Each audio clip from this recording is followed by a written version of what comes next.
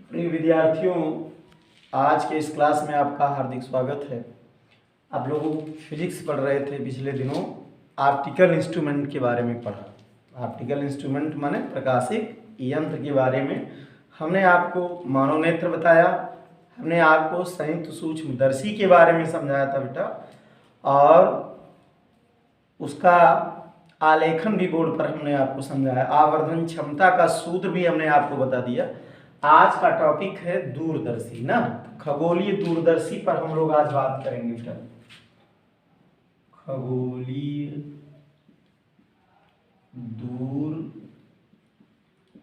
दूरदर्शी, astronomical telescope.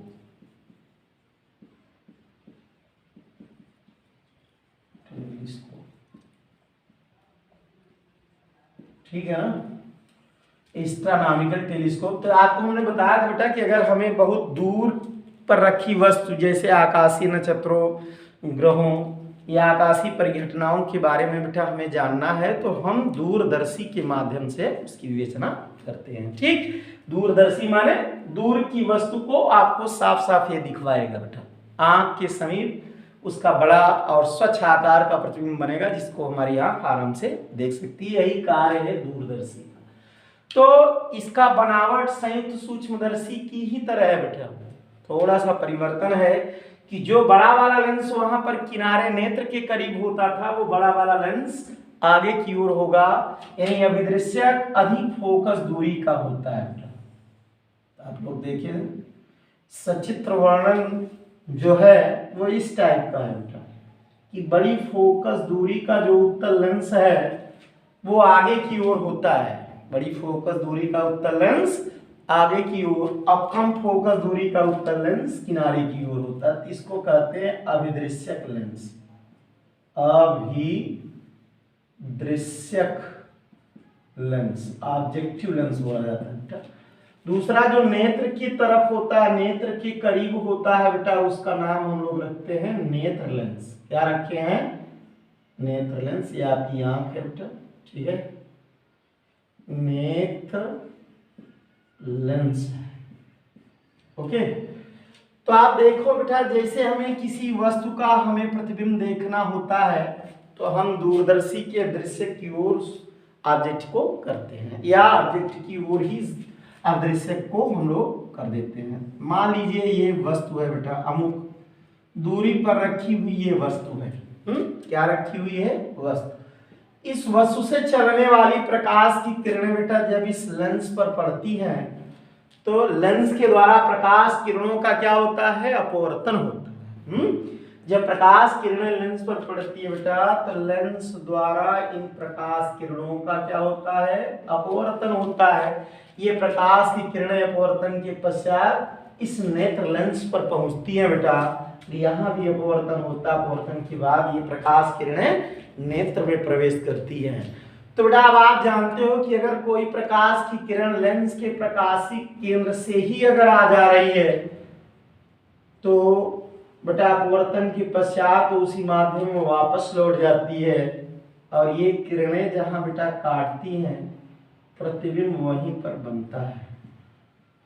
इस वस्तु द्वारा बना पहला प्रतिबिंब है बेटा जो यहाँ पर बन रहा है, नेत्र लेंस के समीप बन रहा है। तो आप देख सकते हो बेटा कि आंख इसको एज ए वस्तु के रूप में अगर आभास करती है या इसको बनाती है तो ये प्रकाश की किरणें ऐसे मिलाए तो ऐसा लगता है कि ये यहाँ पर आती हुई प्रतीत होती है, और उसका बेटा साफ, स्पष्ट और चमकीला प्रतिबिंब हमें यहाँ पर प्राप्त होता है। तो ये अंतिम प्रतिबिंब है जो हमें साफ साफ दिखाई पड़ता है। अंतिम प्रतिबिंब, ये पहला प्रतिबिंब है, नेत्र लेंस है।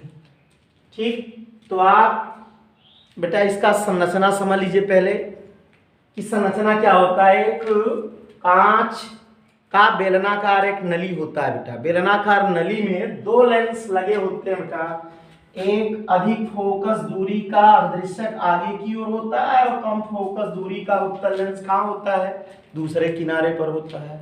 तो अधिक फोकस दूरी वाले लेंस को हम क्या नाम देते हैं? अभिदृश्यक या ऑब्जेक्टिव लेंस, और कम फोकस दूरी वाला लेंस को हम क्या नाम देते हैं, नेत्र लेंस। तो नेत्र लेंस की फोकस दूरी को बेटा हम FO से लिखते हैं और FI से। अवदृश्यक की फोकस दूरी को कैसे लिखेंगे बेटा, FO से, F नॉट से हम इसको व्यक्त करते हैं, ये इनकी फोकस दूरी है बेटा, ठीक है ना। देखो चलो, तो जिस वस्तु को हमें बेटा देखना होता है हम अभिदृश्य को उस वस्तु की ओर कर देते हैं, जिससे यहाँ से चलने वाली प्रकाश की किरण बेटा वस्तु से लेंस पर पड़ती है। लेंस से अपवर्तन की क्रिया होती है, देख रहे हैं ना बेटा। अपवर्तन के पश्चात ये किरणें यहाँ पर मिलती हुई प्रतीत हो रही है और इस वस्तु का प्रतिबिंब यहाँ बनता है। ये प्रतिबिंब नेत्र लेंस के लिए वस्तु का कार्य करता है, जिससे इसका साफ और स्पष्ट चमकीला प्रतिबिंब यहाँ पर हमें प्राप्त होता है बेटा, ठीक है। तो खगोलीय दूरदर्शी क्या बेटा, एक प्रकाशिक यंत्र है जो दूर स्थित वस्तु का आंख के करीब साफ स्पष्ट और चमकीला प्रतिबिंब बनाता है। तो अब इसकी परिभाषा चाहे करें, यह ऐसा प्रकाशिक यंत्र है, ऐसा प्रकाशिक यंत्र है जो कि दूर की वस्तु का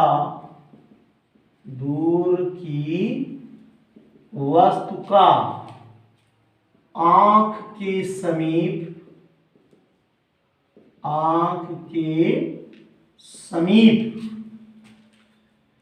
स्पष्ट चमकीला प्रतिबिंब बनाता है।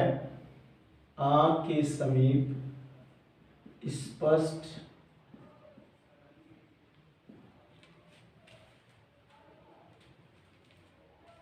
आंख पर, ऐसे भी लिख सकते हो, आंख पर बड़ा दर्शन कोण बनाता है।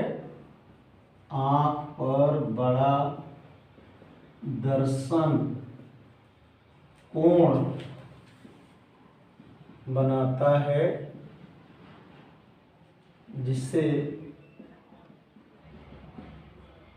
वह वस्तु साफ स्पष्ट दिखाई देती है, साफ एवं स्पष्ट दिखाई देती है।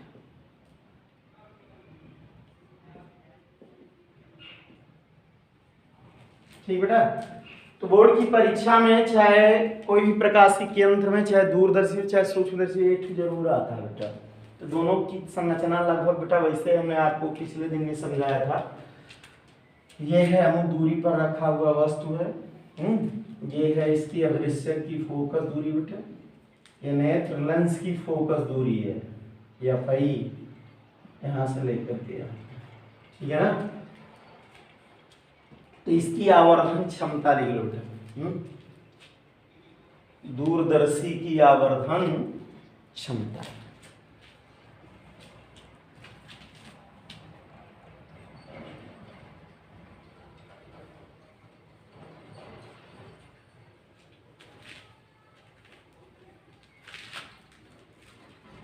दूरदर्शी की आवर्धन क्षमता, दूरदर्शी की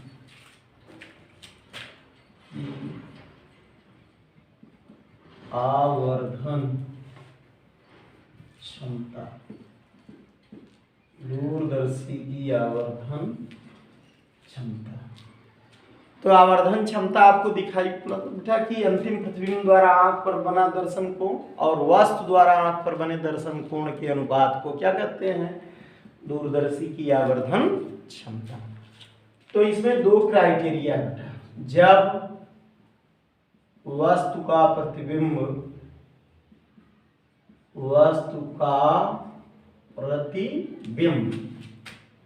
स्पष्ट दृष्टि की न्यूनतम दूरी पर बने, स्पष्ट दृष्टि की न्यूनतम दूरी पर बने, न्यूनतम दूरी, स्पष्ट दृष्टि की न्यूनतम दूरी को D करते हैं, D पर बने। तो इसकी आवर्धन क्षमता बेटा आप लोग याद कर लेना, ये पॉलिटेक्निक स्टैंडर्ड भी है, पॉलिटेक्निक में कई बार फार्मूले आते रहते हैं टिक करने के लिए, तो आपको दो फायदा होगा, कंपटीशन में भी काम देगा, 10वीं में भी काम देगा। ओके, तो m equal to minus f not upon f e 1 plus d upon f e, है ना, 1 plus d upon f e, 1 plus f e upon d. ठीक, तो कहने के मतलब है बेटा कि अगर हमारे पास यही प्रतिबिंब अनंत दूरी पर बनता, कहाँ बनता, अनंत दूरी पर बनता, तो अनंत दूरी पर प्रतिबिंब जो बनता उस पर एक प्रॉब्लम बोर्ड कई सालों से बेटा इस पर पूछ रहा है, तो हम क्वेश्चन भी आपको इसी पर करवा दे रहा हूं और सूत्र भी आप लोग नोट कर लें। जब वस्तु का प्रतिबिंब अनंत पर बने, अनंत पर बने, तो फार्मूला हो गया m बराबर माइनस एफ नॉट अपॉन क्या, एफ ई।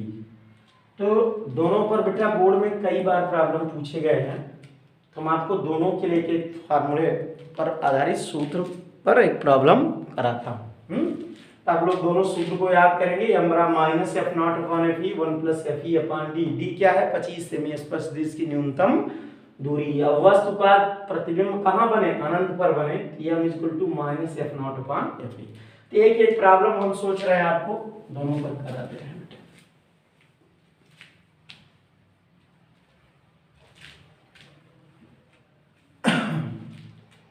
एक खगोलीय दूरदर्शी,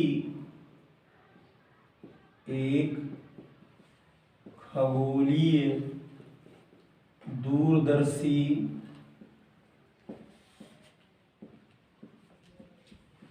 में अभिदृश्यक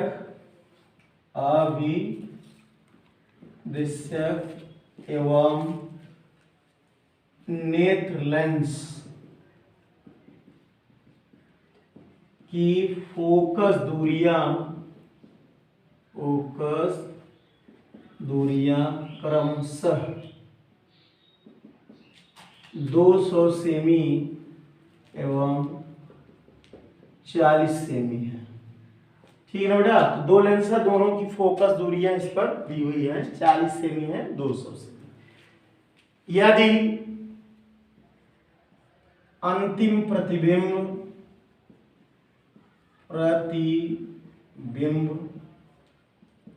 अस्पष्ट दृष्टि की न्यूनतम दूरी d पर बने, दूसरी बात है अनंत पर बने, तो दोनों पर देख रहे हैं आप प्रॉब्लम पूछा जा रहा है, अनंत पर बने और अस्पष्ट दृष्टि की न्यूनतम दूरी पर बने, तो दोनों दशाओं